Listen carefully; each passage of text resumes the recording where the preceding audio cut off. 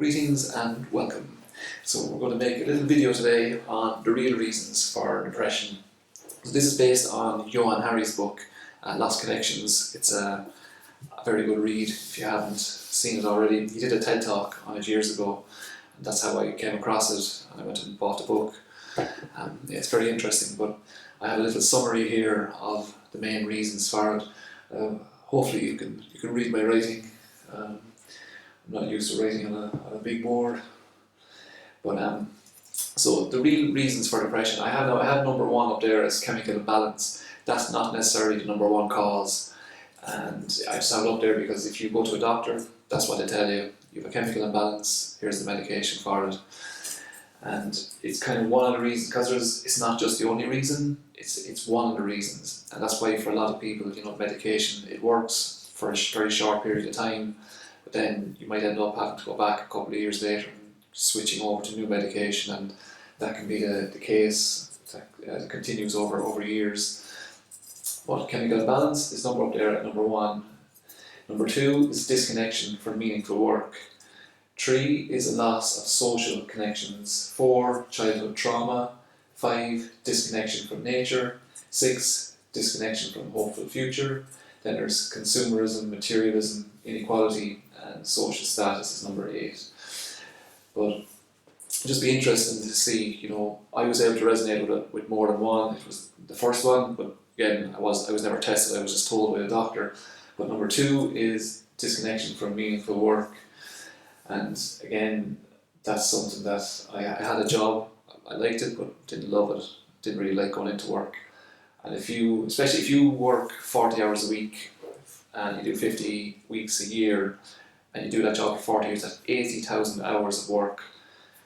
And if you don't like your job, if you actually dislike your job and it doesn't give you any pleasure, it's a lot of time to spend doing something you don't want just for economic necessity, just to pay your bills.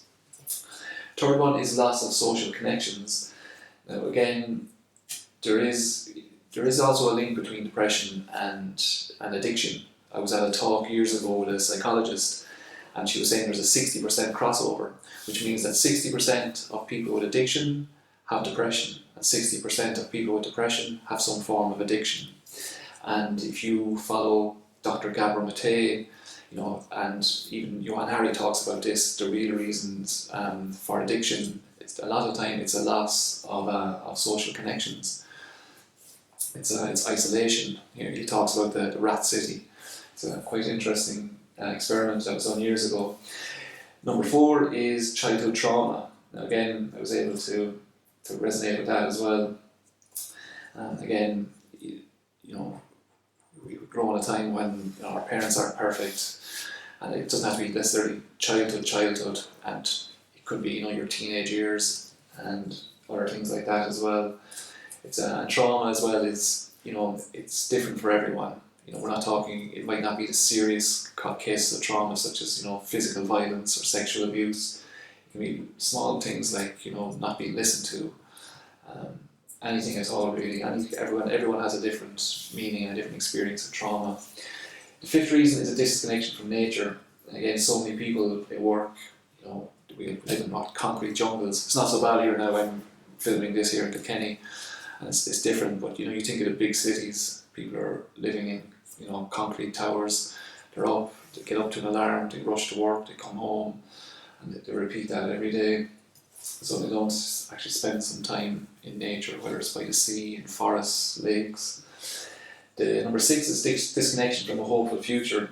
That's very much connected to number 2, which is meaningful work.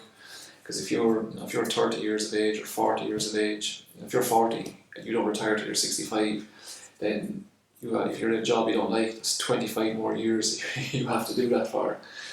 And if it's a job where you don't see any bright prospects or a change, if you're barely struggling to pay the bills now and you can't see any way that's going to change, then that again leads to anxiety and depression.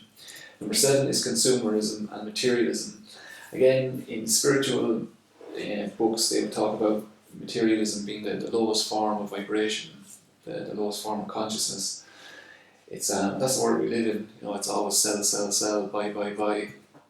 But I was listening to a guy talking on Joe Rogan, and his name is Dan something, but he's worth 350 million euros, and he was saying that he has everything, but he said he bought like a new Ferrari, and he said it was fun for a week, then he just left it in the garage and sold it after a year. He has anything that he wants, but he said it doesn't make him happy. The happiness that you get from buying something new is very fleeting. It's very short. But he said it's going surfing, hanging out with friends. That's the things that make him the happiest. So again, this pursuit of the bigger house, the bigger car, the pay rise, the promotion, it doesn't really serve your soul. It doesn't make you happy deep down. Some people it may do, but for the majority it doesn't. Then number 8 is inequality and social status. So again, if you're looked down upon in society or in life, that can lead to, again, depression and anxiety. I did add in another one, which is not related to Johann's study. It's cold depression, that's what one yogi that I studied with described it as, and he defined it as a silence of the soul, or a disconnection to your spirit, to the light within.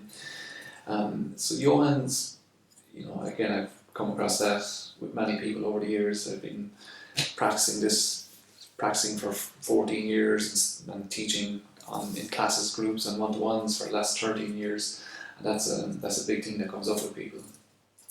But Johann, his story resonated with me in the sense that he was a journalist and the medication wasn't working for him, so he went on a journey to find out the real reasons for it. I was a little bit different. I wanted to figure out how to fix it. And that's how I ended up I started reading all these different articles and stories on holistic health. And that's where I came across the Kundalini Yoga. And it was a lady who, she wrote a little article, or could even been a blog, about how she healed herself through practicing it. Again, I was, at the time, just 14 years ago, I was waking up with anxiety every morning at 5 a.m, so I thought, why not give it a go, bought a book, and that's how I practiced every morning. And after 2.5 weeks, the depression, the anxiety was gone. I made a separate video on that. But again, it'd just be interesting to see which of those that you resonate with. You can leave a little comment in the comments about, because sometimes it's more than one, and it'd just be interesting to find out exactly what you resonate with. I have other videos as well, so if you find this information, just hit a like, hit a subscribe. And I also created a course. Now, I didn't create the exercise, I just put the course together, but it's one for healing and transformation when it comes to anxiety and depression. So if you're interested in that, you can find the link in the information. So I wish you a wonderful day, and take care.